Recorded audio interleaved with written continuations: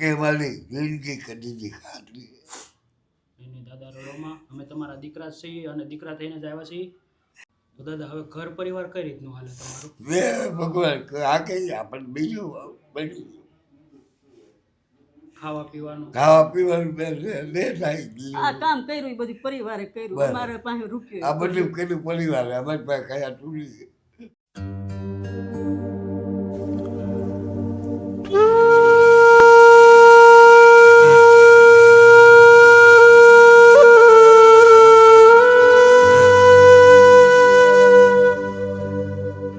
શું નામ છે દાદા તમારું? બાબુભાઈ બાબુભાઈ.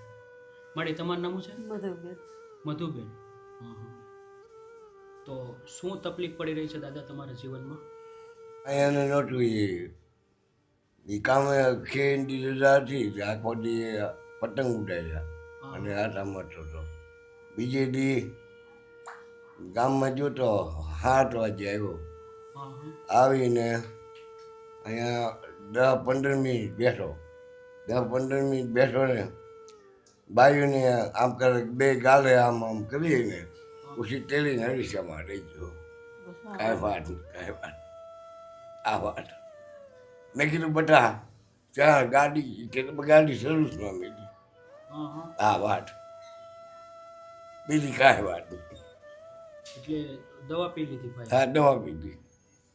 ફોન આવ્યો અમારે દવાખાને છોકરીનું નામ હતું જયશ્રી દવાખાને આવ્યો કોણ તમે કોણ બોલો કે હું એની બેન એમ બોલું છું એમ જે કીધું હિતેશભાઈનું નામ કીધું એને હિતેશભાઈ અમારા ભાઈ છે એ વાત કરી કે મારા ભાઈ છે ત્યાં દવાખાને અમે ગયા જો આ વાત અમને કોઈ વાતની કાંઈ ખબર નથી એટલે શું થયું એ કાંઈ પાછળની વાત? કાંઈ નહીં અમને કાંઈ નથી ખબર જોની આ વાત હરી લગી અમને કાંઈ ખબર નથી. નહીં, નહીં દાદા રડોમાં હું સમજી શકું તમારી પરિસ્થિતિ કે ભાઈ દીકરાએ જે કર્યું એ ખોટું કર્યું કહેવાય. જરીક વાત તો કરવી જોઈએ. કાંઈ વાત નહીં વાત કરે તો કર્યું હોય તો અમે થોડા પગલું ભરવા કરી દઉં માલક બતાવી દઉં આખો હાથ આવવા દઉં નહીં નહીં. હા. મને વાત ન કરી અંધારા નહીં જો આ વાત જરૂર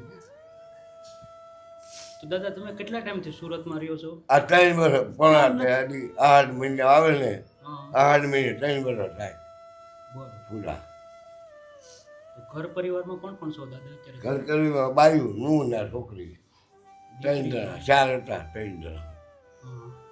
દીકરો એકનો એક જ દીકરો? એક જ દીકરો એક બેન ને એક દીકરો. અને એક બેન બેન બે તો દાદા હવે ઘર પરિવાર કઈ રીતનું હાલે તમારું? વે ભગવાન આ કઈ આપણને બીજું બની ખાવા પીવાનું ખાવા પીવાનું લે થાય આ કામ કર્યું એ બધું પરિવારે કર્યું. બરાબર. અમારે પાસે રૂપિયો આ બધું કર્યું પરિવારે અમારી પાસે કયા તૂટી મારા કાકા છોકરાઓ છે ને બધાએ દરેક કર્યું અમારી પાસે કાંઈ છે નહીં એટલે મતલબમાં વિધિના પણ તમારી પાસે પૈસા નથી?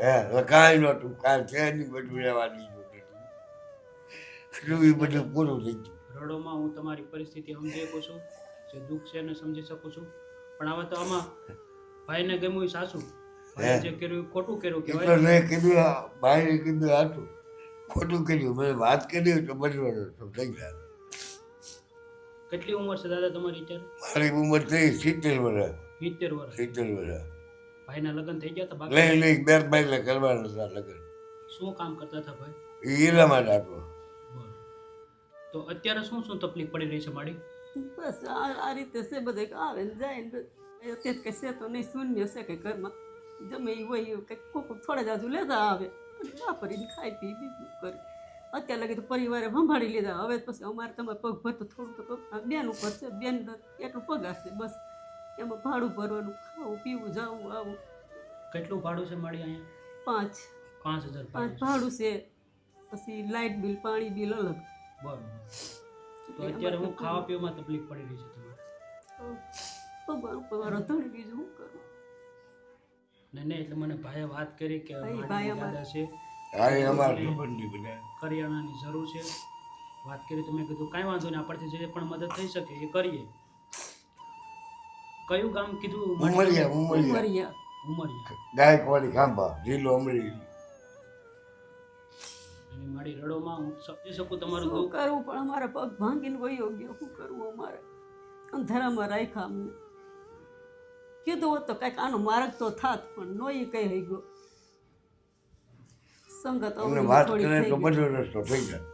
આ ન થાય તો વાત કોઈને ન કરી વલેરી પણ કોઈ નહીં.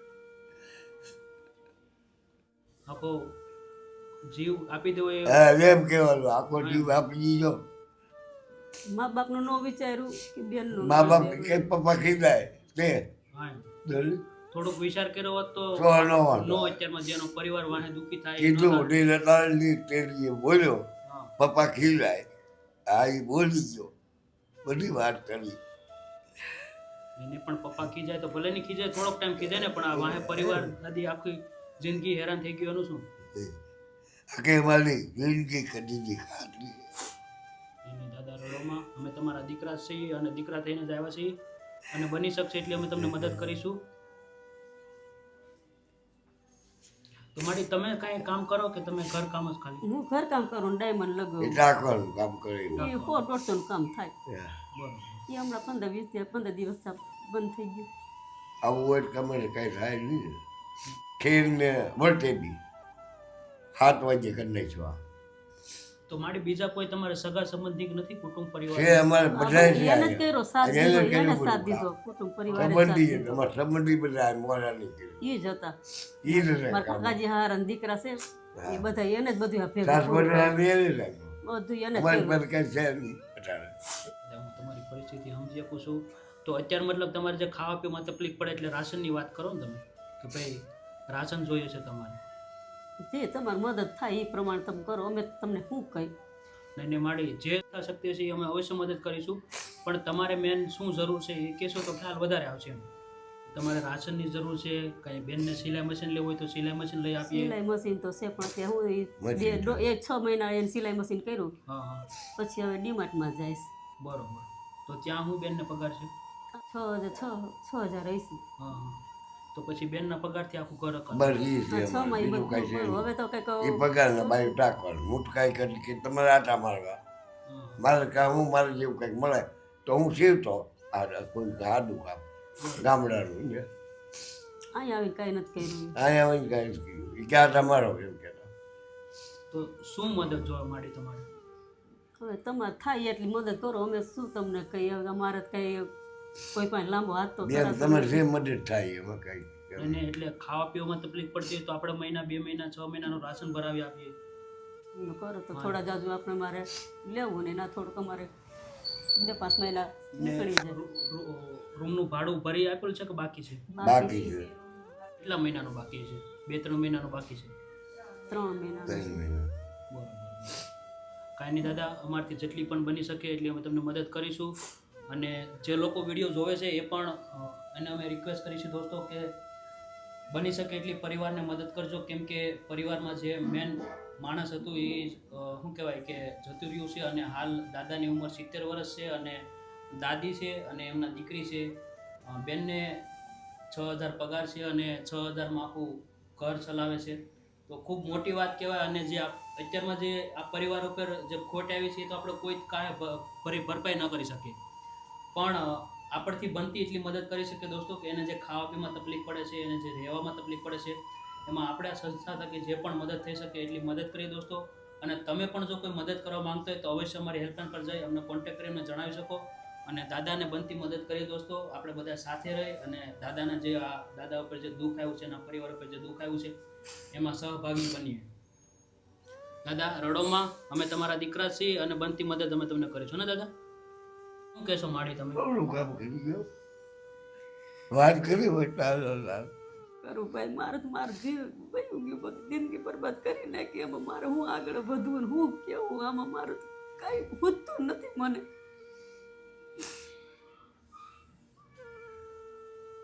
નહીં દાદી રડોમાં અમે તમારા દીકરા જ થઈને આવ્યા છીએ, અને અમારથી જે પણ બની શકશે એટલી અમે તમને મદદ કરીશું દાદી. આપણે રાશન લઈ આવી પહેલાં દાદી, તમારે જે પણ ઘરમાં જેટલું પણ જે હોય ખૂટતું હોય એ મને લિસ્ટ બનાવી દો, એ રાશન અમે તમને લઈ આવીએ. તો દોસ્તો આપણે પરિવાર માટે રાશન આપણથી જે પણ બની શકે એટલું લઈ આવીએ, એમને જે પણ રાશન જોઈએ છે ઘરમાં ખાવા પીવા માટે, કેમકે પહેલી જરૂરિયાત છે ખાવું પીવું અને રહેવું. તો એમાંથી મેઇન વસ્તુ એ લોકોને ખાવા પીવામાં તકલીફ પડે છે હાલ. તો આપણે બની શકે એટલી મદદ કરીએ રાશનમાં. અને તમે પણ દોસ્તો જો મદદ કરવા માંગતો હોય તો અવશ્ય અમારે હેલ્પલાઇન પર અમને કોન્ટેક્ટ કરી અમને જણાવી શકો.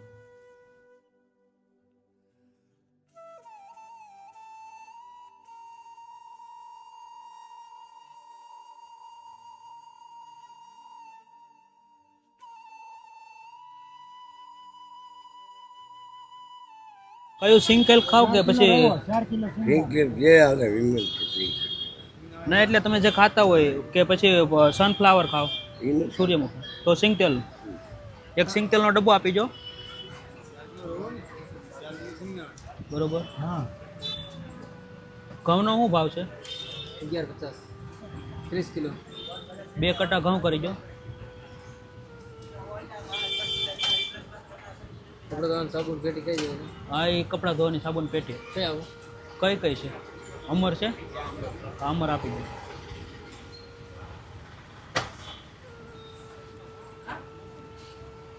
જોરદાર કેટલી આવું નાવાના સાબુ લઈ લેજો. તુવેર ડાળ 5 કિલો થઈ રહે દાદા? 5 કિલો તુવેર ડાળ. તેલવાળી જાય થોડી જાય તેલવાળી મોહેલી જોવે ને, મોવેલી? હા, તેલવાળી. મગની દાળ ફોતરાવાળી કઈ પોતરા હોય કે પોતરા વગરની? ફોતરા વગર ની પોચા ફોતરાવાળી પોતરા હોય. કેટલી દાળ છે કેટલી લેવી? 2 કિલો 5 કિલો? જે આ મરચું કરી દો. કેટલા 5 કિલો થઈ રહ્યા દાદા? 5 કિલો મરચું કરી દો.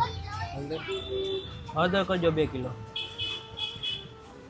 ખાંડ કરજો 5 કિલો. ધાણા જીરું કિલો 2 ધાણા જીરું કરી નાખો. હા, 1 કિલો કરી નાખો ધાણા જીરું. ખાંડ કેટલી કરો ખાંડ 5 કિલો. સાપતી શાક 2 કિલો. ઘઉં તો આવી જાય ને? કેટલી વાર લાગશે? હાથે હાથે હાથો હાથ આપી દે હાથ નહીં, પણ આપણે આ શેરીમાં મૂકવા દો. દોસ્તો, અમે દાદા માટે કરિયાણું લેવા આવ્યા છે અને જે ખાવા પીવામાં તકલીફ પડી રહી છે, કેમ કે ઘરનો મેન સભ્ય હતું એ જ જતું રહ્યું છે. અને અત્યારમાં જે પરિવાર ઉપર જે મુસીબત આવી છે, તો અત્યારમાં મેન વસ્તુ છે કે ખાવા પીવાનું રહેવા માટે તેમનું છે. અને છેલ્લા 3 મહિનાથી ભાડું નથી ભરી શક્યા. તો તમે જો કોઈ હેલ્પ કરવા માંગતા હોય તો અવશ્ય અમારા હેલ્પલાઇન કોન્ટેક્ટ કરજો. અને અત્યારમાં અમે આવ્યા છીએ કરિયાણું લેવા. જે પણ દાદા અમારથી બની શકે એટલું દાદાને 6 મહિના વર્ષ દિવસનું રાશન કરિયાણું દાદાએ જે લખી આપ્યું એ લઈ લઈએ છીએ અને જઈએ ઘરે કરિયાણું લઈને. તો તમે કન્ટિન્યુ વિડીયોમાં બના રહેજો દોસ્તો, અને તમારા દરેક ગ્રુપમાં શેર કરજો.